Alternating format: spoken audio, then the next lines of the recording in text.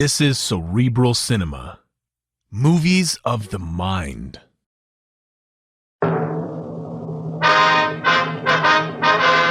Sound off for Chesterfield. Chesterfield is best for you. First cigarette with premium quality in both regular and king size. Chesterfield brings you Dragnet.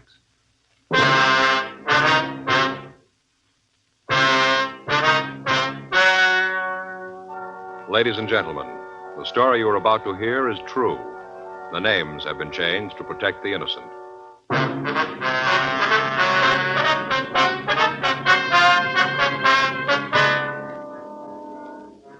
You're a detective sergeant. You're assigned to robbery detail. A hold-up man has been hitting large supermarkets in your city. He's fast and he's experienced. Your job? Get him.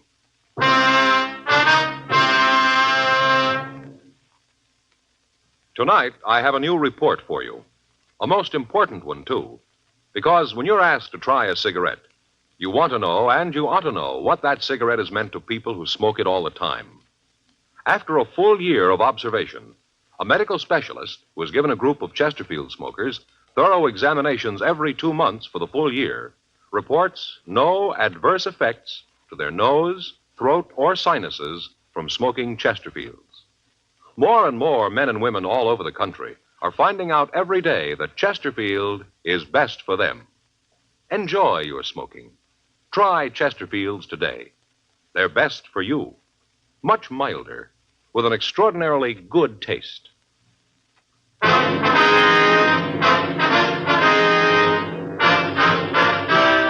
Dragnet, the documented drama of an actual crime. For the next 30 minutes, in cooperation with the Los Angeles Police Department, you will travel step by step on the side of the law through an actual case transcribed from official police files. From beginning to end, from crime to punishment, Dragnet is the story of your police force in action. It was Monday, July 7th. It was warm in Los Angeles. We were working the day watch out of robbery detail. My partner's Frank Smith. The boss is Captain Didion. My name's Friday. We were on the way out from the office, and it was 10:22 a.m. when we got to the corner of 67th Street and Jefferson Boulevard, the Lamont Brothers Market. Oh, I guess I should have been scared the way they came in with those guns, but I wasn't. That one came back into the office and said he wanted the money. I gave it to him. I wasn't going to mess with him. Mr. Haskins? Yes, I'm Haskins. Who are you? Police officer, sir. My name's Friday. This is my partner, Frank Smith. Friday and Smith. Oh, yeah. You're the fellows that was talking about, huh? Sir? Well, the other ones, the cops in the car. They said there'd be a couple of detectives here. Have you seen the other cops yet? Yes, sir. We talked to them. They've already put out a call. I wonder if we can get some information from you. Sure. You want to come back here to the office? Yes, sir. Back this way. We can talk there.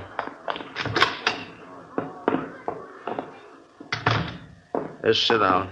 Mr. Haskins, if you'd just tell us what happened, please. Well, it's pretty simple. I was sitting here getting the money ready for the bank, and this guy came in. He said he wanted the money. Had a gun, so I gave it to him. That's it. None more. He just took the money and left. Mm-hmm. What time was it, sir? Oh, around 8:30, 8:45. How many men were there, sir? Well, there was two. Two is all I saw. I don't think there was any more of them. All right, sir. If you could just tell us exactly what happened. Well, I told you they came in. They took the money. I know, sir, but if you'd go into more detail. Well, I came in about 7:30 this morning, like always. Checked things over the store to make sure that everything was okay. Then I started checking out the week's receipts. Uh-huh.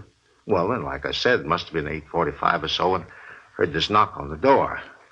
Thought there must be something wrong. The employees know not to bother me when I'm making up the deposit slips. Yes, sir. That's when I knew that something was wrong. Right away, I said to myself, Larry, there's something up. Something isn't good. Yes, sir. Well, it was right. Went over to the door and unlocked it. There he was, this big fellow, stood there with a gun. The way his eyes lit up when he saw all that money laying on the desk. You got any idea of how much money was taken, sir?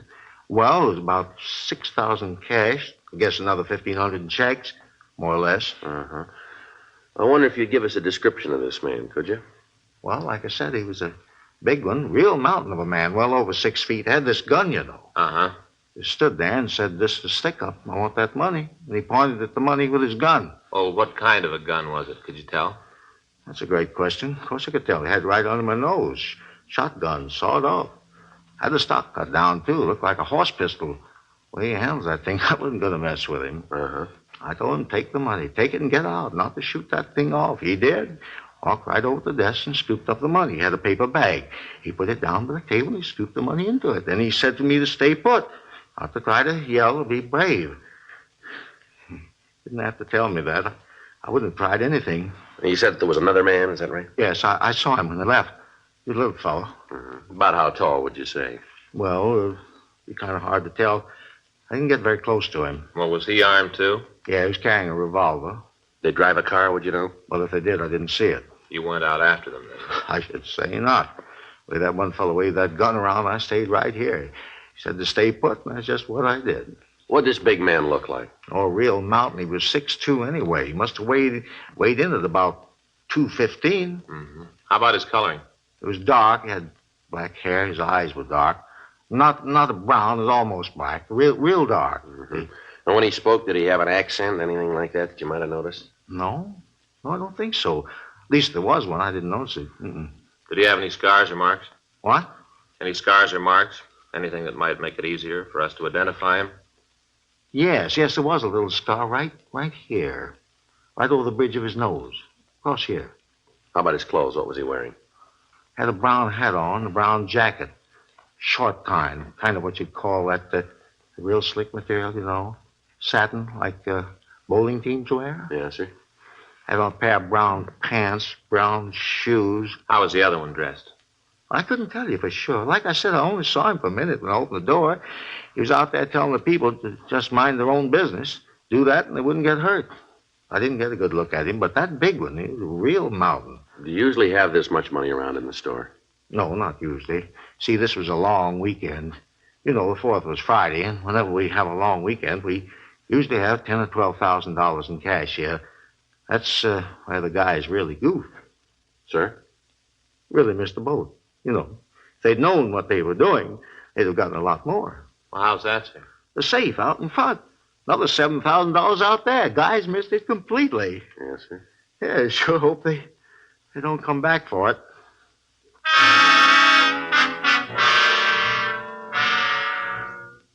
$11:05 a.m. Frank and I checked with the officers in the radio unit that had answered the call. They'd gotten out a broadcast on the bandits and then started a canvass of the neighborhood, but they didn't find anyone who could give them any information. One of the clerks was able to describe the smaller of the two suspects, and we got out a local and an APB on them. Then we took the market manager downtown to look at the mug books. He told us that the larger man had worn gloves all the time he was in the store, so there was no need to look for fingerprints. The market bandits had been operating for the past 8 months.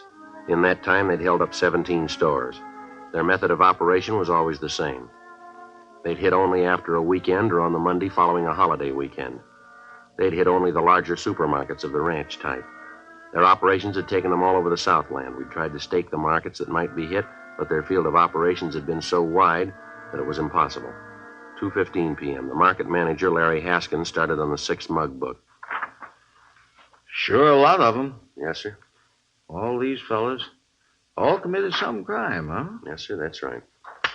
That one there looks like my brother-in-law. He's got a weak chin. Yeah, just like him. No, Go through a few of these, and they all begin to look alike. Did you ever notice that? Yes, sir. Hey, wait a minute. Yes, sir. This fella here. This one right here, you see? Mm-hmm. That's the fella, no doubt about it. That's the one.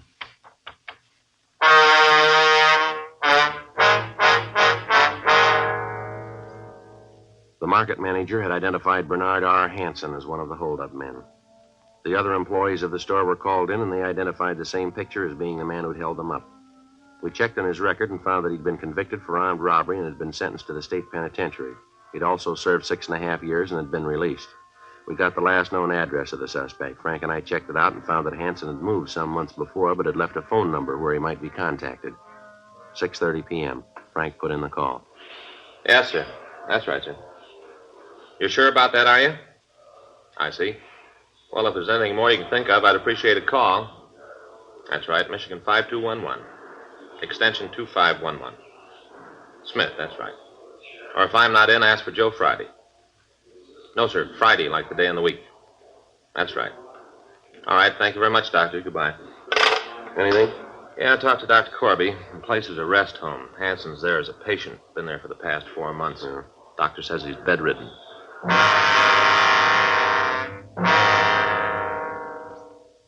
We checked on the rest home. It was a private sanitarium in the valley. We got in touch with the medical authorities and found that the head of the hospital was listed as Dr. James Corby. Frank and I drove out and talked to Dr. Corby and the rest of the staff. From them, we got the story that Hansen had been a resident of the home for the past 4 months. We found that he had a lung ailment and was confined to his bed 24 hours a day. The doctor showed us his records and charts, and from what we could tell, it would have been impossible for Hansen to have been the bandit.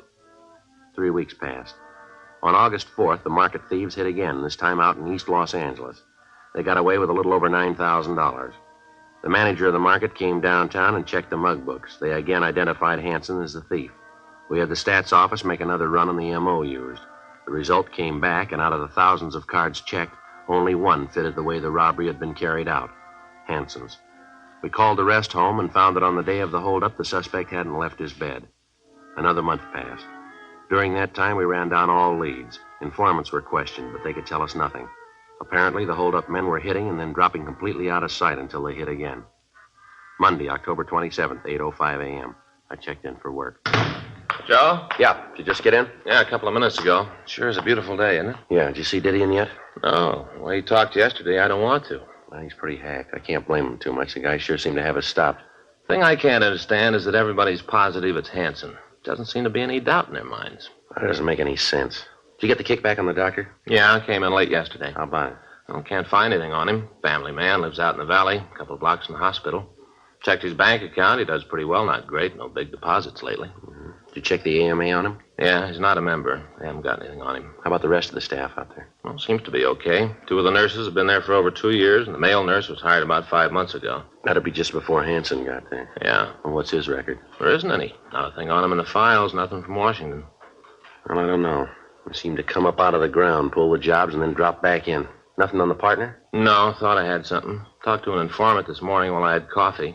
He thought at first that he knew who the little guy was, but then he remembered that the fellow he was thinking about died 2 years ago. A hot shot, I'll get it.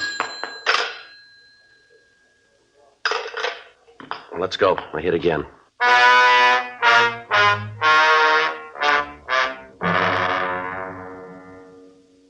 At 8:01 a.m. that morning, a pair of hold-up men had walked into a market out on Adams Boulevard and robbed the place of a little under $11,000. The manager gave us a description of the hold-up men. One was large, dark, and had a small scar over the bridge of his nose. The other was small, sandy-haired, and had no visible marks or scars. We showed the manager mugshots of Hansen, and he positively identified him as the larger of the 2 men. A local and an APB was gotten out on the pair, and then Frank and I drove out to the hospital to see Hansen. 8:46 a.m. We talked with Dr. Corby. I know you men are trying to do your duty, but I've told you before it couldn't possibly be Mr. Hansen. I know for a fact that he hasn't been out of his bed this morning. Was it possible for him to get out of his room without you knowing it? No. Wonder if we could see him, Doctor. No, I don't think that'd be possible. He's still asleep, and I can't have him disturbed. You're sure, though, that he couldn't have left the hospital without you knowing it? Absolutely, no chance of it. What time does Hansen generally wake up, Doctor? Depends. Usually, though, I'd say he's awake by 9:30 or so. Wonder if we could wait and talk to him. If you like. I'll tell one of the nurses to call you when he's awake. All right, sir, that'd be fine. One thing, though, I must insist on. What's that, Doctor? He mustn't be excited. I don't think you gentlemen really know how ill Mr. Hansen is. If you had any idea, you wouldn't be out here with this ridiculous questioning. Yes, sir, we understand. We're just trying to get this thing straightened out as soon as we can. Fine. I'll go along with you part of the way, but I'll not have my patient disturbed. Any excitement would be very bad for him. Well, don't worry, Doctor. We'll be as brief as possible. Fine. If you'll excuse me now, I've got some things to do. I'll tell the nurse to call you when he wakes up. And remember, no excitement. What do you figure, Joe? Well, it's got me. The way he talks, every one of those witnesses are wrong. Yeah, it's happened before. Get a positive identification and end up with the wrong guy. Yeah, but all of them are so positive, it just doesn't make any sense. Yeah. You the police officer? Yeah, that's right. Why? I'm Bob Jameson. I work here. Oh, yeah, you're the male nurse, that right? Yeah. You're out here about Barney Hansen, aren't you? We want to see him, yeah. What can we do for you? It's about Barney. What about him? I don't think things are the way they look. What do you mean by that? I wouldn't want the doctor to know I've been talking to you. He'd raise the roof, probably fire me. Well, what's it about, Jameson? Like I said, it's about Barney. Yeah. Well, when I came here, they told me that Barney was pretty sick. Said they didn't expect him to live. Yeah. One day the buzzer rang in his room. You know he wanted something? Uh-huh. Well, the doctor was on the phone, the other nurses were busy, so I started down the hall to see what Barney wanted. Got to the door of the room, and the doctor stopped me. Uh-huh. Really read me off. Said that I wasn't to go into the room at all. That he was taking care of Barney personally, that he'd see what he wanted. Yeah? No, that was just the first time. Same things happened a couple more times. And he told us about you. Told us what to say if you asked any questions. Well, what did he tell you? Said that we wasn't to tell you anything. That we didn't know anything. Well, why didn't you tell us all this before? Well, you see, this isn't a regular hospital. I don't think that he's even a regular doctor. I've worked around hospitals for a long time, and I never saw no doctor act like he does. He doesn't even know how to write out a diet, feed some of the people here all the wrong things. That right?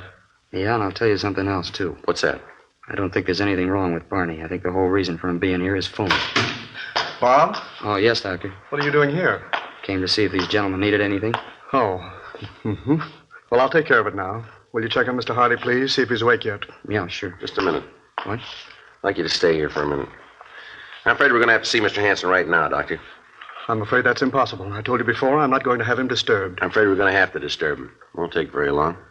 Jameson, where's his room? I'll show you. It's down this way. I'm going to speak to your superiors about this, coming into a hospital and disturbing patients. I'm sure the fact that you're officers doesn't give you the right to do this. This is his room. You want to open the door?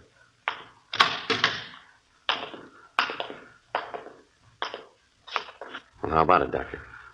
Well, I don't understand it. He's got to be here. He can't get out of bed. I'm sure there's some explanation for his disappearance. Yeah, maybe you can explain this, too. This stuff here in his bed. What is it, Joe? A gun and some money.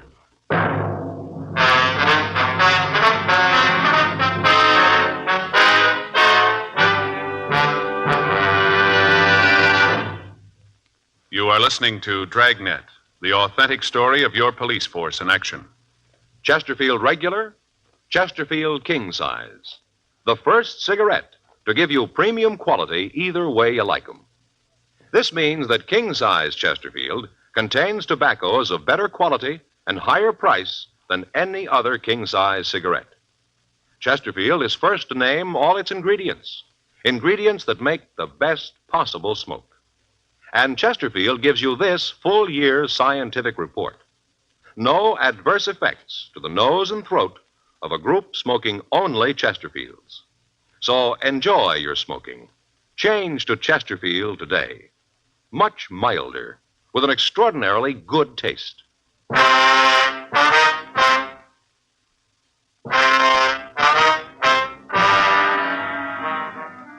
9:30 a.m. We called the office, and 2 more teams of men came out to help us search the place.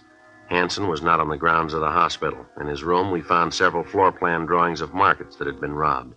The drawings showed the location of the manager's office and of the safe. Along with the drawings, we found several maps with roads marked on them leading back to the hospital.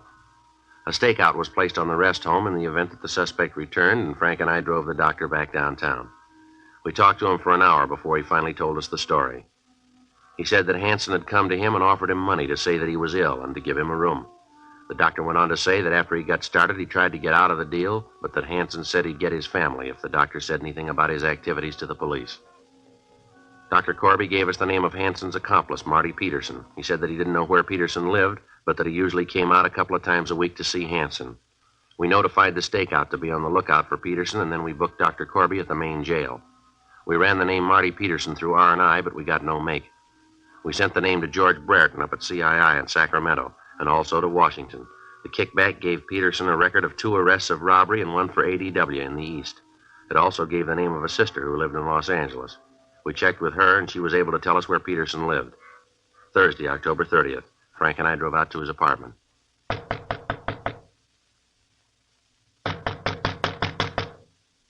Who is it? It's the manager. Just a minute.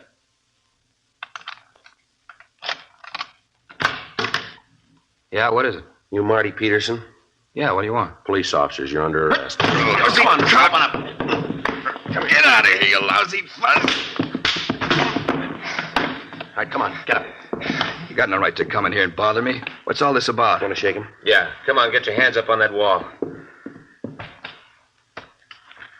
He's carrying a gun, Joe. Here. I got it. What are you guys trying to prove? I didn't do nothing. You guys lean on everybody like this. Fella's got a record, and right away he's fair game for every crummy cop in the country. Yeah, you bet. Come on, let's go. Well, you still haven't told me what this is all about. What are you putting the pinch on me for? Robbery. Robbery? You're off your rocker. I'm out here on a vacation. I haven't done anything. You're an ex-con with a gun. That's a felony. And where's Barney Hansen? Who? Barney Hansen. Where is he? I don't know no Barney Hansen. Don't know what you're talking about. All right, let's come off it, Peterson. Now, where is he? Barney Hansen? Well, I might know who you're talking about. I know a fella by that name, but he's out in a hospital in the valley. Haven't seen him for a long time in a hospital out in the valley. Nice try, Peterson. Hansen checked out of the hospital. We got the doctor. He told us all about it. Now, where's Hansen? Well, I don't know. Last I heard of him, he's out at that hospital. If he ain't there now, I don't know where he is. All right, let's go downtown. That doctor copped out, huh? Yeah, filled us in on the whole setup. How about the money? You find the money? No, we didn't find anything. You didn't find any dough at all? Not a bit. The crumb, the lousy crumb. He told me to be safe out there. They'd never shake a hospital. Not a dime, huh? No. Looks like he left you to stand for this. He probably took off with all the money. Probably never see him again. Yeah, well, he ain't gonna get away with it. No, sir, he ain't. Looks like he will. Oh, yeah, I'll tell you where he is.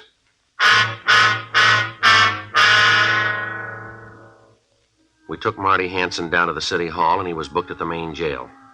Before he was booked, he gave us the name and address of Hansen's girlfriend. Frank and I drove over and talked to her. She told us that she hadn't seen the suspect for several weeks. She said that she'd heard that Hansen had been running around with another girl. She also told us that she'd heard Hansen had bought a new car and was running around with a new bunch of friends. She said that she hadn't seen him since he got the new car, but that she'd heard it was a new Oldsmobile, and it was painted a fire engine red. We called the office and arranged for a stakeout on her apartment, and then we began to check out the Oldsmobile dealers in the Los Angeles area. 2 teams of men were assigned to help us in running down the list. It took us 2 days to talk to the dealers in town. Each of the dealers was shown a mugshot of Hansen. 2 days went by. Finally, we got an identification. A dealer out on Franklin in Hollywood reported that he'd sold a car to Hansen. However, when we checked the address he gave us, we found that Hansen had moved a week before and left no forwarding address. We got in touch with the Department of Motor Vehicles, and from them we got the address where they'd sent the pink slip. It was an apartment house out on Highland Avenue. Frank and I went out to check it out. Yes? Bernard Hansen in? No, he isn't. Something you wanted? You expecting him? I don't know. I haven't seen him this morning. I just got here myself. Wonder if we could talk to you. Who are you? Police officers. My name's Friday. This is my partner, Frank Smith. How do you do? I'm Lily Edwards. Come on in. Thank you. Thank you, ma'am. Get you anything? Cup of coffee? Anything? No, thanks. When'd you last see Hansen? Last night. We got a date at 2:30 this afternoon. What time is it now? Well, it's 2:37, ma'am. Late. He'll be along in a minute. What do you want to see him about? Done something? Better if we could talk to him. Personal, huh? Yes, ma'am. He's a wild one, old Barney. Him and that red car. Real wild. Ma'am? That car he drives. You know, it's a red Olds. He's like a kid with it, always wiping it off, taking care of it. I think he'd bring it up here at night if he could. Never seen anything like it. Mm-hmm. How long you known Hansen, Miss Edwards? Not long. Couple of weeks, I guess. Not much more than that. Where'd you meet him? Well, I hope you won't get the wrong idea, but... Ma'am? Well, I live down on Vine Street, below Fountain, you know? Yeah. Well, I usually have morning coffee at the drugstore, the big one on Vine. Well, one morning Barney comes in. I guess it's about 9, somewhere around there. He plunks down on a stool next to mine. Then he takes out a package of cigarettes and starts to light one. He's shaking so much he can hardly hold the match up to the cigarette. Oh, I got to laughing because I thought he was hung over. Anyways, we got to talking, and the next thing I knew, he asked me out to lunch. Uh-huh. Well, I knew it wasn't proper, but I figured, well, he seemed like a nice guy, so I told him that I'd meet him. We had lunch that day, and we sort of been going together since. I see. Hansen ever told you what he did for a living? No. I asked him a couple of times, but he wouldn't say anything right to the point. He'd, kind of hedge around the bush. So I figured that he didn't want to tell me, and I stopped asking. He was always nice to me. No need for me to pry into his personal affairs. What time you got now? It's 2:40, ma'am. Can't understand it. He's usually so prompt. I hope nothing happened to him. He said sure to meet him at 2:30. Or was it 3:30? I don't remember too well. Never sure about times or dates, things like that, you know. Yes, ma'am. You ever met a man named Peterson, Marty Peterson? Marty Peterson? Yeah, I've met him. Little guy. Yes, ma'am. Yeah, he's a friend of Barney's. They're in some sort of business together. I don't know just what it is, but I know that they're associated in some way. Hansen's never said anything about this business to you, has he? No. Like I said, he's very close-mouthed about what he does. You ever mention a Dr. Corby to you? Corby? Well, I don't think I've ever heard that name before. Would you know how long Hansen's lived here? No, I think he moved in just before I met him. I don't think he's been here very long. Say, what are all these questions about? I hope I haven't said anything to get Barney in trouble. He's such a nice guy. I sure wouldn't want to do that. No, ma'am. You haven't done that. Hi, Lily. Who are you? What are you doing here? Police officers, you're under arrest, Hansen. For what? Suspicion of robbery. I'll shake him, Joe. Now, wait a minute. What is this, a shakedown? What are you guys trying to prove? You got nothing on me. I fell once. I did my time. I owe you nothing. He's clean, Joe. Why'd you do that? I'm not giving you any trouble. I got no reason. You got nothing on me. I got nothing to worry about. I'll go with you. There's no reason not to. You mean what these guys say is true? You've been mixed up in some robberies? Oh, knock it off. What do you mean, knock it off? Don't you talk to me like that. I'm not going to take talk like that from you. Like I said, knock it off. All right, come on, let's go. You really figure you got me for a 211, huh? Yeah, we got the rest of them, too. Peterson and the doc? That's right. I suppose they talked, huh? Yep, they told us all about it. Sweet racket. Should have known it could only last so long. Should have figured that the longer I played against the house, the shorter my chances were. It is true, and you never told me. All this time, and you never told me you were a crook. Of all the rotten Oh, deals... shut up, will you? Always shooting off your big mouth. Listen, Barney Hansen, I told you before, don't you talk to me like that. I won't take it. You haven't got much choice now, have you, Lily? You know something, cop? What's that? Might be kind of pleasure to get into a nice, quiet jail. Get away from this dumb broad. She's the dumbest broad in the entire United States and Canada. Real pretty, but boy, she's stupid. Now, I told you, Barney Hansen, I'm not going to have you talk to me like that. Kid's a real shrew. Young, and she's a real shrew. Let's go. Glad to get away from her. All right, Barney Hansen, that does it. I'm through with you. I've had it. It's going to be a long time before I even talk to you. A long time. Yeah, well, you're right about that. Let's go.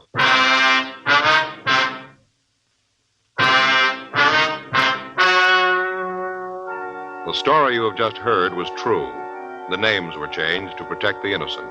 On February 4th, trial was held in Department 89, Superior Court of the State of California, in and for the County of Los Angeles.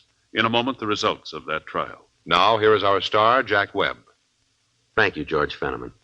Earlier tonight, George Fenneman gave you what I consider pretty strong evidence that Chesterfield is the cigarette you ought to be smoking. That's why I'd like you to try a pack of Chesterfields. I think you'll find they give you everything you want. A real good taste and Chesterfield mildness.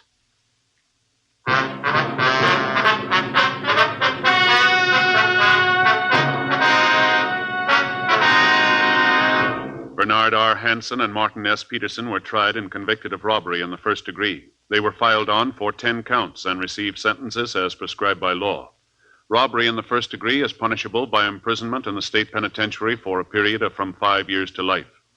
Dr. James Corby was allowed to plead guilty to a lesser charge and was sentenced to 1 year in the county jail and placed on probation for 10 years. One of the terms of his probation being that he is not permitted to operate a rest home.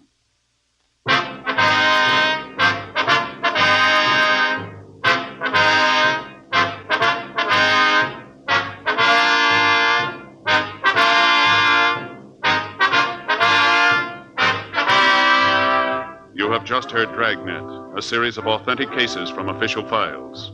Technical advice comes from the Office of Chief of Police W.H. Parker, Los Angeles Police Department. Technical advisors, Captain Jack Donahoe, Sergeant Marty Wynn, Sergeant Vance Brasher. Heard tonight were Ben Alexander, Vic Rodman, Herb Ellis. Script by John Robinson. Music by Walter Schumann. Hal Gibney speaking. For a million laughs, tune in Chesterfield's Martin and Lewis Show, Tuesday on this same NBC station. And sound off for Chesterfields. Either regular or king size, you'll find premium quality Chesterfields much milder. Chesterfield is best for you. Chesterfield has brought you Dragnet transcribed from Los Angeles. Ladies and gentlemen, in the fight against an old enemy, polio, medical research has armed us with a powerful new weapon, gamma globulin. Used soon enough, it can prevent the paralyzing effects of polio. But first, you must furnish the raw material, blood. Doctors urgently need your donation of blood to make gamma globulin. So call the Red Cross. Please don't put it off. It's too important. Call the Red Cross tomorrow and make an appointment to give blood.